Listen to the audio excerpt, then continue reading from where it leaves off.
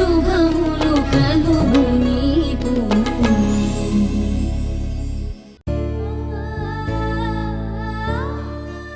అమ్మా, ఇన్ని రోజులు నువ్వు నన్ను ఖచ్చితంగా పోలీసు అవుతావు అని అంటుంటే నేను అందరి తల్లుల్లాగే నా తల్లి కూడా కూతురు మీద ప్రేమ కొద్దీ అలా అంటుందిలే అనుకునేదాన్ని.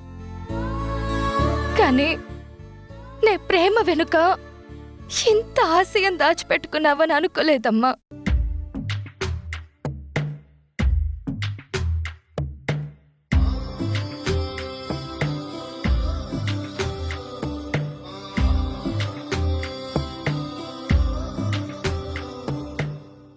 అవుతానమ్మా, నేను పోలీసుని అవుతాను. నా ఆశయం కోసం కాదు, నీ కోసం, నీ కోరిక తీర్చడం కోసం నేను పోలీస్ అవుతాను.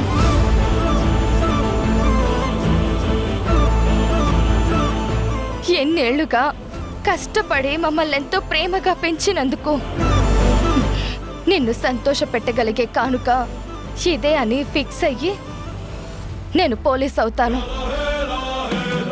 ఆపరేషన్ చేయించుకుంటానమ్మా, సంతోషంగా ఆపరేషన్ చేయించుకుంటాను. మేడం, డ్రెస్ చేంజ్ చేయాలి, మీరందరూ కాస్త బయటకు వస్తారా?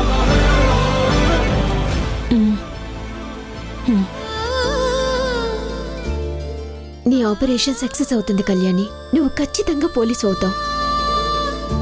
నీ కల నెరవేరితే మనమందరం కలిసికట్టుగా గెలిచినట్టేనమ్మా. నిత్యం కొలిచేము స్వామి దీక్షతోనే మొక్కేము, కోట్ల కొద్ది కోరికలు ఆశతోనే అడిగేము, అనుకున్నవన్నీ జరిగే వీలసలుంద, అనుకోని మలుపులనే చేరే తీరొకటుందా. ఎందుకండి కంగారు పడుతున్నారు? మీ అమ్మాయికి ఆపరేషన్ చక్కగా జరుగుతుంది, ఏ ప్రాబ్లం రాదు. మీరు అమ్మా, మన కళ్యాణి పక్క బెడ్లో ఉన్నది ఈవిడ హస్బెండ్ ప్రకాష్ రావు గారు, ఈవిడ మహేశ్వరి గారు. ఏమనుకోకండి, నేను మా అమ్మాయి గురించి బాధలో ఉండిపోయి చుట్టుపక్కల ఏం జరుగుతుందో ఎవరున్నారో ఏంటో పట్టించుకోలేదు. మీరేంటి, నేను ముందు మిమ్మల్ని ఎవరినీ పట్టించుకోలేదు. నా భర్తని హాస్పిటల్కి తీసుకొచ్చినప్పుడు మీ అమ్మాయి సున్నయ్యనే సాయం చేసింది.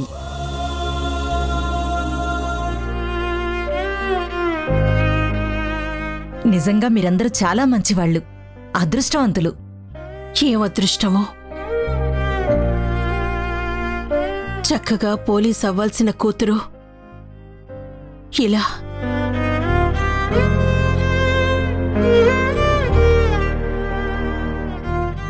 మీరేం బాధపడకండి, మీలాంటి మంచివాళ్లకి ఎప్పుడూ మంచే జరుగుతుంది. అయినా కష్టం వచ్చినప్పుడు మీరు పంచుకోవడానికి ఒకరికొకరు తోడుగా ఉన్నారు.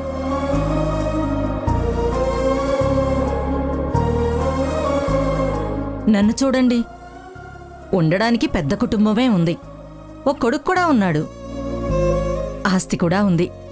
కానీ కొడుకు అమెరికాలో కుటుంబానికి దూరంగా, నా భర్తకింత కష్టం వస్తే కనీసం హాస్పిటల్కి తీసుకురావడానికి ఒక్క మనిషి కూడా తోడులేరు.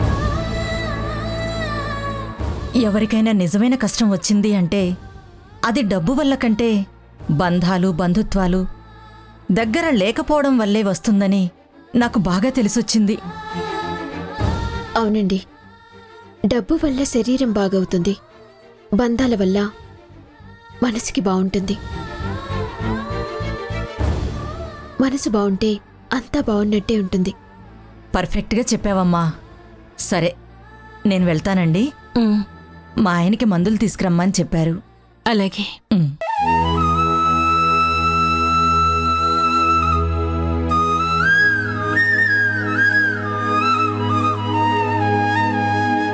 డాక్టర్ గారు, ఆపరేషన్ అయిపోయిందా? మా అక్కకి ఎలా ఉంది? ఎస్, ఆపరేషన్ సక్సెస్ఫుల్గా పూర్తయింది. She's all right now.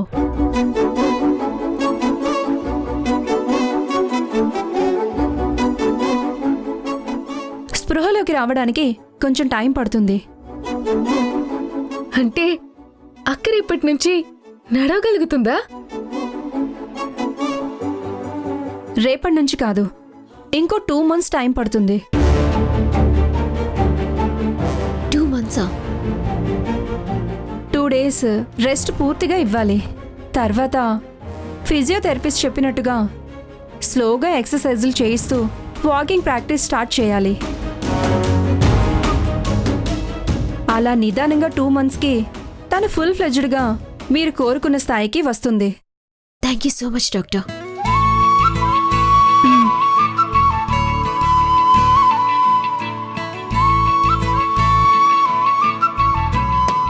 అమ్మా, నీ కోరిక తీర్చటానికి కళ్యాణికి కొన్ని రోజులు టైం పడుతుంది.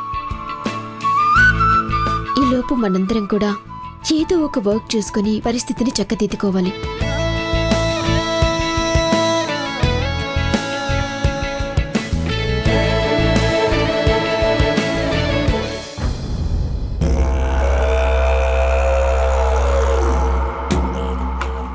అమ్మా, అగ్రిమెంట్ విషయంలో నాకు ఒక డౌట్ ఉండిపోయింది. దాంట్లో లాస్ట్ పాయింట్ ఉంది కదా, వాళ్ళకి మనం డబ్బిచ్చిన విషయం, వాళ్ళతో అగ్రిమెంట్ చేయించిన విషయం బయట చెప్పకూడదని ఉంది. ఎందుకు? ఎందుకంటే వాళ్ళ బిజినెస్ వాళ్ళే ఆపుకున్నారని తెలిస్తే జనం దృష్టిలో వాళ్ళు పిచ్చోళ్ళవుతారు. అదే మనం ఆపించామని తెలిస్తే ఈ ఊరందరి ముందు మనం దోషులమవుతాం. మన బిజినెస్ క్లోజ్ అయిపోతుంది. ఎస్, నువ్వు చెప్పింది సూపర్గా ఉందమ్మా. అగ్రిమెంట్లో నువ్వు చేసింది చాలా పర్ఫెక్ట్గా ఉంది. ఆ రూల్ దాంట్లో పెట్టకపోతే వాళ్ళు ఖచ్చితంగా బయట అందరికీ మన గురించి చెప్పి బ్యాడ్ చేసేస్తారు. మెయిన్గా ఆ హాసిని ఆ అగ్రిమెంట్ మీద రీల్ చేసి తన ఛానల్లో పెట్టేస్తుంది. హాయ్ రేఖా. హాయ్ విక్కీ. ఓ ఆంటీ, మీరు కూడా ఉన్నారా? ఇదేంటి తలుచుకోగానే వచ్చేసింది? మనల్ని వదిలిపెట్టదు ఈ దెయ్యం. మాతో బిజినెస్ క్లోజ్ చేస్తున్నారు కదా, మీ బిజినెస్ పెంచుకోవడానికి మొత్తం అందరూ షాప్లోనే తగిలాడుంటారు అనుకున్నాను. ఆ ముసలైన తప్ప షాప్లో ఎవ్వరూ లేకపోయేసరికి ఇదిగోండి ఇంటికొచ్చాను. ఎందుకొచ్చావ్? ఎందుకంటావేంటి? 3 గంటల సినిమా మొత్తంలో మర్డర్లు, దోపిడీలు చాలా అందంగా చూపించేసి ముందు మాత్రం 18+ వాళ్ళకి మాత్రమే అని ఓ చిన్న క్యాప్షన్ వేసి మా తప్పేమీ లేదు అన్నట్టుగా చూపిస్తారు కదా. అలా ఇంత పెద్ద ఇల్లుండి కూడా చిన్న హార్ట్ పెట్టుకొని మాకు చాలా పెద్ద అమౌంట్ ఇచ్చి చిన్న అగ్రిమెంట్ ఒకటి చేయించుకున్నారు కదా. మాకు చాలా మేలు చేశారని చూపిస్తూ చాలా గట్టిగా పోటు పొడిచారు కదా. మీరిచ్చిన ఆ పెద్ద అమౌంట్ తో మా అక్కకి ఓ చిన్న ఆపరేషన్ చేయించినందుకు మా చిన్న చిన్న గుండెల్లో పెద్ద ఆనందం వేసింది. దాంతో ఇంత పెద్ద పెద్ద వాళ్ళని నోరు తీపి చేసి థ్యాంక్స్ చెప్దామని ఇదిగో ఈ చిన్న చిన్న స్వీట్స్ తీసుకొచ్చాను. ఏంటి ఇందాకటి నుంచి పెద్ద చిన్న అని ఏదేదో వాగుతున్నావు? అయ్యో, నేనేం వాగట్లేదు. మాలాంటి చిన్నింటి వాళ్ళు మీలాంటి పెద్దింటి వాళ్ళ కాళ్ళ దగ్గరికి రావాలన్నా అంట కదా. ఇంకెప్పుడు మాలాంటి వాళ్ళతో పోటీ పడద్దు. ఎప్పటికైనా మీలాంటి వాళ్ళు మా కాళ్ళ దగ్గరికే రావాలని గుర్తు పెట్టుకోండి. అందుకే ఈ చిన్న స్వీట్స్ మీరిచ్చిన ఆ పెద్ద అమౌంట్ లో నుంచి తీసుకొచ్చాను. ఇదిగోండి, మీరు చేసిన సహాయానికి తినండి, నోరు తీపి చేసుకోండి.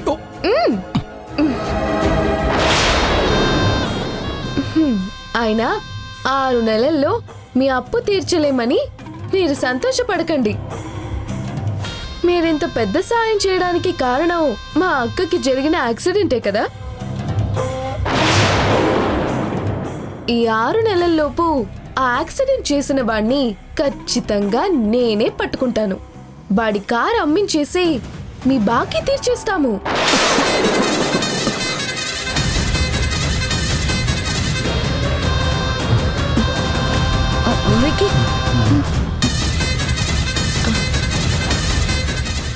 అయ్యయ్యో, వాణ్ణెవన్నో పట్టుకుంటానంటే నీకు పొలమారిందేంటి? వాడికి నీకు ఏదైనా పరిచయం ఉందా?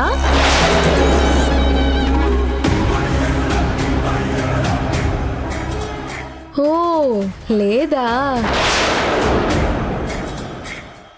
అయితే ఓకే. అయినా మీకు విషయం తెలుసా? మా అక్కకి యాక్సిడెంట్ చేసిన కారు చాలా కాస్ట్లీ కార్ అంట. నీకెలా తెలుసు? యాక్సిడెంట్ చేసి వాడు మెయిన్ రోడ్ ఎక్కాడంట. వెంటనే అది ఆ రోడ్లో ఉన్న సీసీ కెమెరాలో పడిందంట.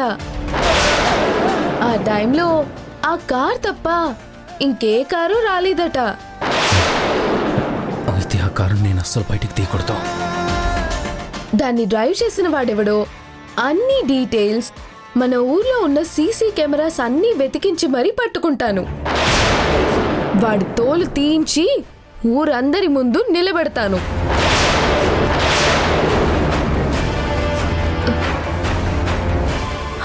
ఏంటంటే పెద్ద పెద్ద గుడ్లేసుకొని ఈ చిన్న పిల్లని ఉరిమురిమి చూస్తున్నారు? ఇదేంటి రివటలా ఉంది? ఇంత కష్టం వచ్చినా అస్సలు టెన్షన్ పడకుండా చాలా క్యాజువల్ గా కూల్ గా మాట్లాడిస్తుందేంటా అనా? మీ అప్పు మీకు తిరిగిచ్చేస్తాం కదా, ఇంకెందుకు టెన్షన్? ఏంటి నమ్మకం లేదా? ఓ, ఆ కార్ దొరకకపోతే అప్పులు తీర్చలేరు కదా అనా?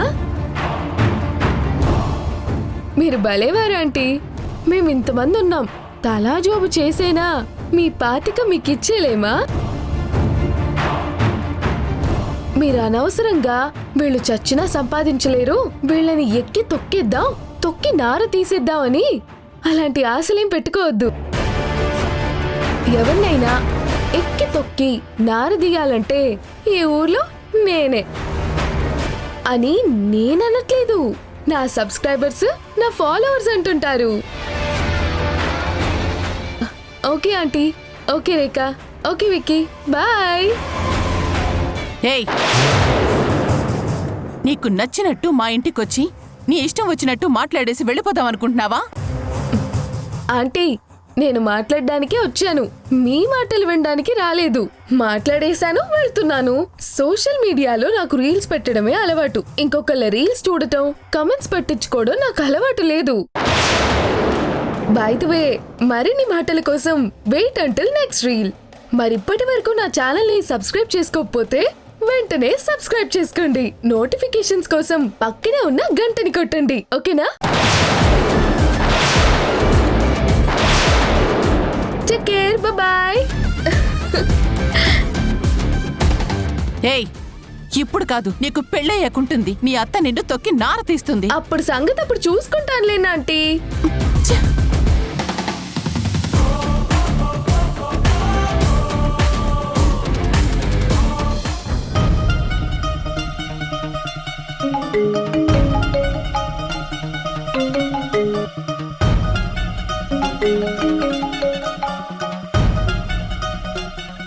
హలో హలో వారాహి, చెప్పండి సార్. అదే మీకు డబ్బులు ఏర్పాటయ్యాయా? మీ చెల్లెలికి ఆపరేషన్ అయిందా? సారీ సార్, అది మా ఇంటి విషయం. నేను నాకు సంబంధించిన మ్యాటర్స్ ఏవి ఎదుటి వాళ్ళతో డిస్కస్ చేయను. అది అలాగే ఎవరి పర్సనల్ విషయాల్లోనూ నేను తలదూచను. వాళ్ళ స్పేస్ వాళ్ళకి వదిలేస్తాను. నా స్పేస్లోకి ఎవ్వరినీ రానివ్వను. వారాహి, నీకు మగవాళ్ళంటే నమ్మకం లేకపోవచ్చు, కానీ నువ్వు మరీ ఇలా కొట్టినట్టుగా మాట్లాడాల్సిన పని లేదుగా. చూడండి, నేను మగవాళ్లతో ఎవరితోనైనా పరిచయం వరకే ఉండనిస్తాను. నా వాళ్ళ జోలికెవ్వరినీ రానివ్వను, టచ్ చేయనివ్వను. మీతో ఎంత ఎక్కువగా మాట్లాడినా అది స్కూల్లో ఉన్న పని వల్ల, అవసరం వల్ల మాత్రమే. అంతకు మించి మీతో ఫ్రెండ్షిప్ చేయాలనో, మీతో నా బాధలు చెప్పుకోవాలనో కాదు. ప్లీజ్, స్కూల్ పని ఉంటే కాల్ చేయండి. వారాహి ప్లీజ్, నేను చెప్పేది విను. నేను కొంచెం పనిలో ఉన్నాను, ఏమీ అనుకోవద్దు. బాబు జ్యూస్. నాకేం వద్దు.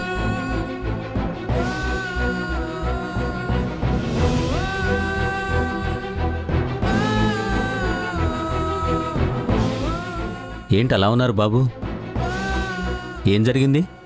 వారాహితో మాట్లాడాలని ట్రై చేశారు, తను కట్ చేసింది. అయ్యగారు, ఇప్పటి వరకు చరణ్ బాబు ఎప్పుడూ మొహం ముడుచుకొని ఉండగా చూడలేదు. చూడండి పాపం ఎలా అయిపోతున్నాడో. వాడికి నేను చెప్తూనే ఉన్నాను, వారాహి అందరిలాంటి ఆడపిల్ల కాదు అని. వెళ్ళలేదు, ఇప్పుడు బాధపడుతున్నాడు. బాధపడుతున్నాడని అలా వదిలేస్తారా? మనిషి అన్నాక తప్పు చేయకుండా ఉంటాడా? ఇంతమంది అమ్మాయిలతో ఫ్రెండ్షిప్ చేశాడు, ఎప్పుడైనా తప్పు చేశాడా? నిజంగా ఫ్రెండ్షిప్ అంటే ఫ్రెండ్షిప్ గానే ఉంచాడు. ఈ రోజుల్లో చరణ్ బాబు లాంటి అబ్బాయి ఎవ్వరూ ఉండరయ్యగారు. అందరూ ఫ్రెండ్షిప్ అని చెప్పడం, కొంచెం చనువు దొరకగానే నిదానంగా అమ్మాయిని ముగ్గులోకి దింపడం, ఇదే అందరూ అబ్బాయిలు చేసేది. కానీ చరణ్ బాబు అలా కాదు. ఏ రోజు ఎవరితోనూ గీత దాటలేదు. ఆ విషయంలో ఎంత చెప్పినా ఆ టీచర్ అమ్మకి అర్థం కావట్లేదు. ఆవిడ ఎప్పుడూ చరణ్ బాబుని తప్పుగానే చూస్తుంది. ఒక మనిషికి కరెక్ట్గా అనిపించింది ఖచ్చితంగా ఎవరో ఒకరికి తప్పు అనిపిస్తుంది. ఒక మనిషి చెట్టు కొడితే అది నేరం. అదే ప్రభుత్వం అడవిని చదును చేస్తే అది చట్టబద్ధం. చరణ్కి తప్పు అనిపించింది, నీకు నాకు ఓకే అనిపించొచ్చు. కానీ వారాహి లాంటి అమ్మాయిల దృష్టిలో అది దుర్మార్గం. అది తప్పని చెప్పే హక్కు మనకి లేదు. చరణ్ని ద్వేషించే హక్కు వారాహికి ఉంది. మనం ఎవరి ఒపీనియన్స్ని మార్చాలనుకోకూడదు. చరణ్కి వారాహి మనస్తత్వం మార్చుకోమని చెప్పడం తప్పు కాదు. అబ్బా, అది అవును ఇది కాదు అని నాకు క్లాస్ ఇస్తారే. ముందు చరణ్ బాబు సమస్య ఎలా తీర్చాలో ఆలోచించండి. అరే, తప్పు చేశాడు అని చెప్పినప్పుడు దాన్ని సరిదిద్దుకోవడానికి చిన్న అవకాశం ఇవ్వాలి కదా. ఇవ్వాలి, కానీ ఇవ్వాలో లేదో అనేది వారాహి ఇష్టం. ఆవిడగారి ఇష్టం ఏదైనా సరే నాకు అనవసరమయ్యారు.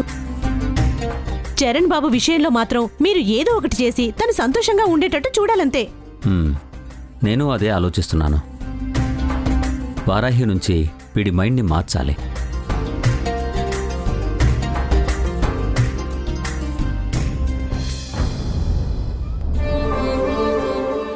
ఏమండి కృష్ణమ్మ గారు? రండి రండి సరోజిని గారు. అదే మొన్న చెప్పాను కదా, నాకు నచ్చిన కలర్ శారీ ఏమన్నా తెప్పించారా? సిల్క్ పట్టు చీర మీకు నచ్చిన కలర్ లేదన్నారు కదా. అదే తెప్పించానండి. ఉండండి తీసుకొస్తాను, కూర్చోండి. అలాగే. ఇదిగోండి. ఇదే కలర్. అబ్బా ఎంత బాగుందో, ఒక్కసారి ఓపెన్ చేస్తారా? అలాగేనండి. ఇదిగోండి వేసుకోండి. చూడండి, ఈ శారీ అంచు చూసారా ఎంత బాగుందో. ఇదేంటి కృష్ణమ్మ చీరలు అమ్మేస్తుంది?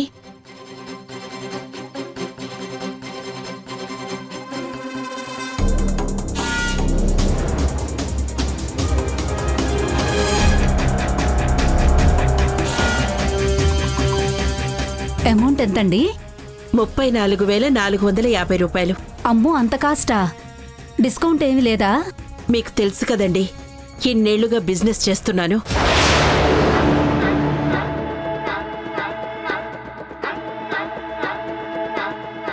ఇదేంటి, నేను అలవాటుగా చీర అమ్మేస్తున్నాను.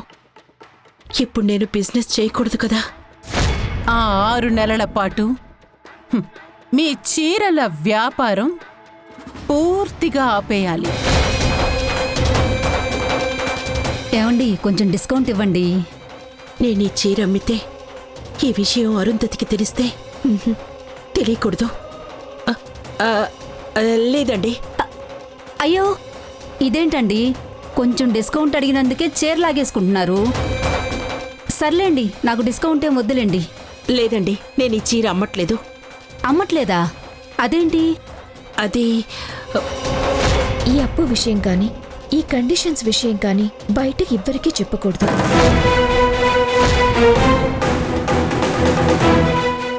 అదే, ఈ చీర నాకు బాగా నచ్చింది. ఇది నేనే ఉంచేసుకుంటాను. మీకు నచ్చిందా? ఇంత కాస్ట్లీ చీర అమ్మితే మీకు లాభమే కానీ మీరే ఉంచుకుంటే లాసే కదా. అయినా పర్వాలేదండి, నేనే తీసుకుంటాను. మీరేమీ అనుకోకండి, మీరు వేరే షాప్కెళ్ళి కొనుక్కోండి. అది కాదు కృష్ణమ్మ గారు, మీ అమ్మాయికి యాక్సిడెంట్ అయిందని తెలిసింది. ఈ టైంలో దయచేసి ఏమీ అనుకోకండి ప్లీజ్. సరే కృష్ణమ్మ, మీ ఇష్టం.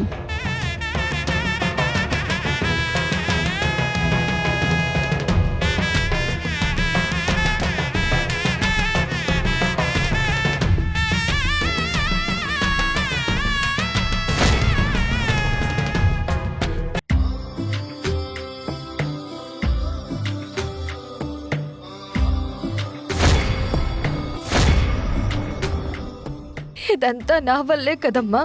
అసలు ఆ యాక్సిడెంట్ లో నేను పోయినా. కళ్యాణి, నేను బిజినెస్ చెయ్యను అని మాటిచ్చాక కూడా ఈ చీరలన్నీ ఇంట్లోనే ఉంచటం కారణం. వెంటనే మన ఇంట్లో ఉన్న చీరలన్నీ తీసేయాలి. అమ్మా